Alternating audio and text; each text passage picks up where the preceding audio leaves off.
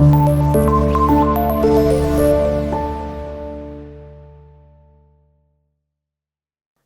वालेकुम स्टूडेंट्स। जैसा कि आप देख रहे हैं हमारे बोर्ड पे ग्रेड 7 का जनरल साइंस आज हम डिस्कस कर रहे हैं। फर्स्ट ऑफ ऑल हम तो पहले फुल बुक इंट्रोडक्शन लेंगे। बहुत सारे इंटरेस्टिंग टॉपिक्स हैं इसमें, बहुत मुझे तो पढ़ के बहुत ही मज़ा आया और आप लोगों की आई एम श्योर कि आप लोगों को भी बहुत अच्छा लगेगा पढ़ने में। इसमें ऑलमोस्ट सभी बहुत ही इंटरेस्टिंग टॉपिक्स हैं और बहुत ही मज़ा आता है इनको पढ़ने में भी। अगर जब मैं आप लोगों को पढ़ा रही हूँ कि आप लोगों को समझ तो आएगी इस चीज़ की, ये मैं आप लोगों को गारंटी देती हूँ। लेकिन उसके अलावा भी अगर आपको कोई भी एम्बिग्युइटी होगी, कोई भी कन्फ्यूजन होगी, आपने कमेंट बॉक्स में ज़रूर क्वेश्चन रेज़ करना है अपना। मैं इंशाल्लाह ताला आपको उसका आंसर ज़रूर करूँगी और आपको क्लियर कर दूँगी आपका माइंड, अगर कोई भी कन्फ्यूजन होगी तो। अच्छा, तो अब हम मूव करते हैं अपने आज के टॉपिक की तरफ, जो कि है हमारा फुल बुक इंट्रोडक्शन। आज हम अपनी जनरल साइंस की जो बुक है उसका इंट्रोडक्शन करने जा रहे हैं। इसमें जो हमारी बुक में है वो 12 चैप्टर्स हैं, जो कि 4 चैप्टर्स जो हैं वो बायोलॉजी की ब्रांच जो कि साइंस की है उससे रिलेट करते हैं। जो आपकी 3 टॉपिक्स हैं वो केमिस्ट्री से रिलेट करते हैं एंड जो other rest of the topics हैं वो आपके फिज़िक्स से बिलोंग करते हैं। क्योंकि ये जनरल साइंस है इसीलिए हम एज अ कंबाइंड ही हम ये टॉपिक्स पढ़ रहे हैं। तो सबसे पहले हम अपने चैप्टर नंबर 1 की तरफ मूव करते हैं। चैप्टर 1 है हमारा प्लांट सिस्टम। प्लांट सिस्टम, इसमें हम पूरी एक जो लाइफ साइकिल होती है प्लांट के कितने पार्ट्स होते हैं, उनकी कितनी उसकी क्या लाइफ साइकिल होता है, वो कितने स्टेजेस से गुज़र के एक सीड कितने स्टेजेस से गुज़र के एक प्लांट बनता है, एक मैच्योर प्लांट बनता है और हमें फ्रूट देता है, उसकी पूरी लाइफ साइकिल प्लांट की हम इस चैप्टर नंबर 1 में डिस्कस कर लेंगे। Let's move to chapter number 2, which is human respiratory and circulatory system. Human respiratory और सर्कुलेटरी सिस्टम में हम डिस्कस करेंगे कि ह्यूमन का जो रेस्पिरेटरी सिस्टम होता है वो किस तरह से वर्क करता है। हमारा जो ब्रीथिंग होता है, ह्यूमन ब्रीथिंग होती है वो किस तरह से होती है, जो रिस्पायरेशन होती है वो किस तरह से होती है, हमारी एयर जो होती है, ऑक्सीजन गैस जो होती है वो किस तरह से एटमॉस्फेयर में हमारी बॉडी में एंटर होती है और हमारे लंग्स तक पहुंचती है, और किस तरह से हमारा सर्कुलेटरी सिस्टम वर्क करता है। सर्कुलेटरी सिस्टम होता है कि हमारा ब्लड किस तरह से, हार्ट हमारे ब्लड को किस तरह से हमारे तमाम सेल्स तक पहुंचाता है और किस तरह से दोबारा से ब्लड को एक्सट्रैक्ट करता है। हम ये चैप्टर नंबर 2 में पढ़ेंगे। Let's come to chapter number 3, which is immunity and disease. Immunity और डिजीज़ में इसमें हम पढ़ने वाले हैं डिफरेंट टाइप ऑफ डिजीज़ के, कितनी डिजीज़ हैं, कितनी बीमारियां हैं, हम उनके बारे में बात करेंगे जो कि हमारे इम्यून सिस्टम को वीक कर सकती हैं। लेकिन हम इसमें ये भी पढ़ेंगे हमारी इम्यूनिटी किस तरह से उन जर्म्स से, उन डिजीज़ से फाइट करती है और किस तरह से हमें सेव करती है। नेक्स्ट है structure of atom. Structure of atom which is chapter number 4। इसमें हम एटम के एक पूरे स्ट्रक्चर के बारे में पढ़ेंगे कि उसमें कितने प्रोटॉन्स होते हैं, कितने न्यूट्रॉन्स होते हैं, कितने इलेक्ट्रॉन्स होते हैं, वो किस तरह से एक एटम को एज अ कंबाइंड लेकर चल रहे होते हैं, किस तरह से इस चीज़ की वर्किंग हो रही होती है, उनकी रोटेशन, उनकी मूविंग एटम के अंदर इलेक्ट्रॉन्स, प्रोटॉन्स और न्यूट्रॉन्स की किस तरह से होती है। जब एटम्स कंबाइंड होते हैं तो क्या होता है, जब एटम्स जो होते हैं अलग होते हैं तब क्या होता है, ये सब कुछ हम पढ़ेंगे चैप्टर नंबर 4 में। Now chapter number 5। तो chapter number 5 is physical and chemical reaction.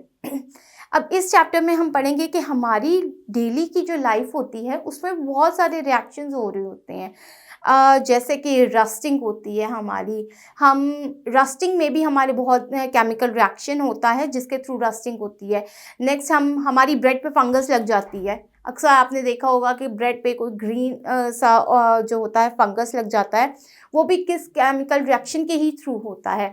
Next आप देख लें, अगर हम अपनी बॉडी में देख लें तो हमारी बॉडी में भी बहुत सारे रिएक्शंस, केमिकल रिएक्शंस हो रहे होते हैं।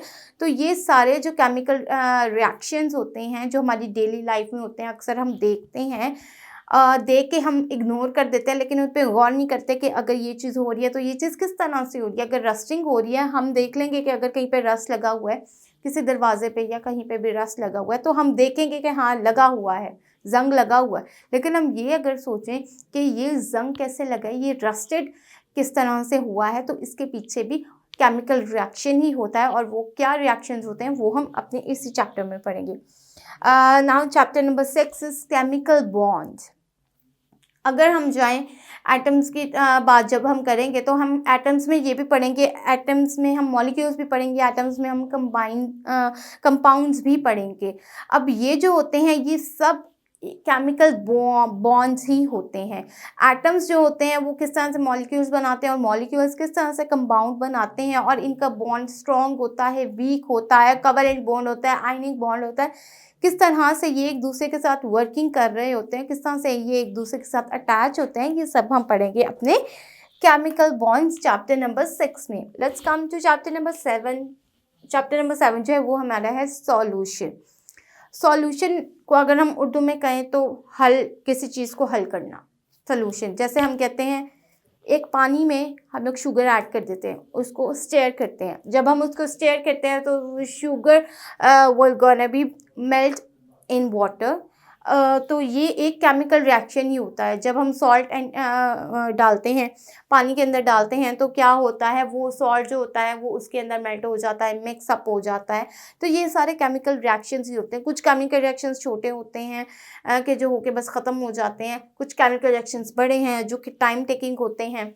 इनको कहते हैं तो इन सॉल्यूशंस में किस तरह से ये सॉल्यूशंस बनाए जाते हैं ये हम पढ़ेंगे अपने चैप्टर नंबर 7 में। Now come to the chapter number 8 which is force and motion, the most interesting topic in this book. I really like this topic, force and motion. अब किस तरह से हम अपनी डेली लाइफ में हम फोर्स अप्लाई कर रहे होते हैं, कुछ ऑब्जेक्ट्स पे हम लोग फोर्स अप्लाई कर रहे होते हैं, और वो ऑब्जेक्ट्स जो हैं इन रिएक्शन वो किस तरह से मूवमेंट कर रहे होते हैं, ये हम पढ़ेंगे अपने चैप्टर नंबर 8 में। फोर्स क्या होती है, मोशन क्या होती है, वेलोसिटी क्या होती है, एक्सेलरेशन क्या होता है, तो मल्टीपल थिंग्स जो हैं वो हम अपने इस चैप्टर नंबर 8 में पढ़ेंगे। Now come to the chapter number 9 which is waves and energy. हमारी इर्द गिर्द, हमारे सराउंडिंग्स में अगर आप देख लें तो multiple lot of number of waves जो हैं वो मूव कर रही होती है, रेडिएशंस मूव कर रही होती हैं, जो कि इनविजिबल होती हैं बट वो मूव कर रही होती हैं। जैसे आप मोबाइल फ़ोन्स की अगर बात कर ले तो मोबाइल फ़ोन्स की भी जितने भी इलेक्ट्रॉनिक चीज़ें होती हैं, इन सब कुछ रेडिएशंस के थ्रू, वेव्स के थ्रू ही वर्क कर रहे होते हैं।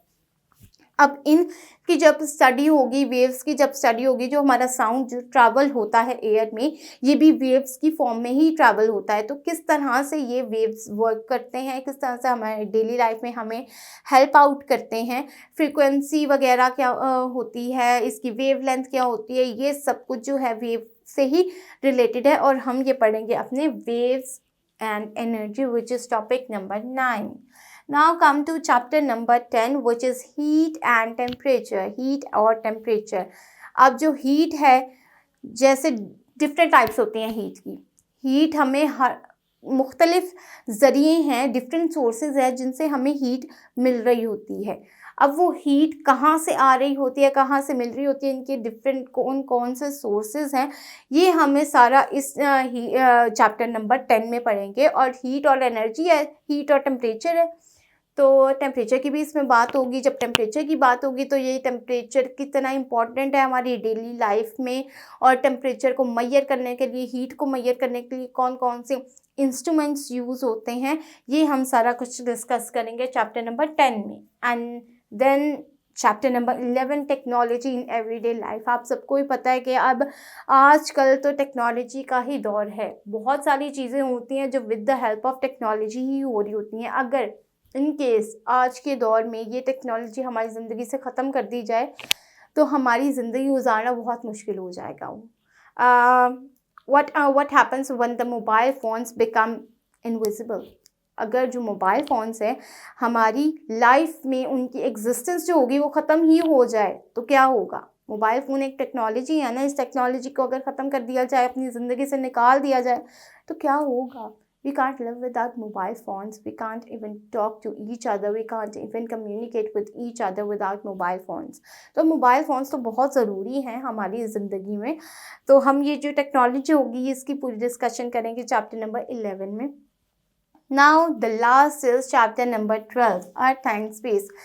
इसके नाम से ज़ाहिर हो रहा है कि इसमें अर्थ की डिस्कशन होगी, अर्थ और स्पेस की डिस्कशन होगी। ये किस तरह से एक दूसरे से इंटरेक्शन कर रहे होते हैं, किस तरह से अर्थ के कौन कौन से पार्ट्स होते हैं, किस बात पे क्या हो रहा होता है, सोलर एनर्जी क्या होती है, आपके अर्थ की जो होती है, अर्थ की ग्रेविटेशनल जो हमारी फोर्स होती है हमारे अर्थ में, वो किस तरह से हमें हेल्प आउट कर रही होती है या हमारे ऊपर क्या असरात वो डाल रही होती है, उनके क्या इम्पैक्ट होते हैं, ये सब कुछ डिस्कशन करेंगे हम अपने अर्थ एंड स्पेस के टॉपिक में। तो ये था हमारा full book introduction video for the grade 7 general science.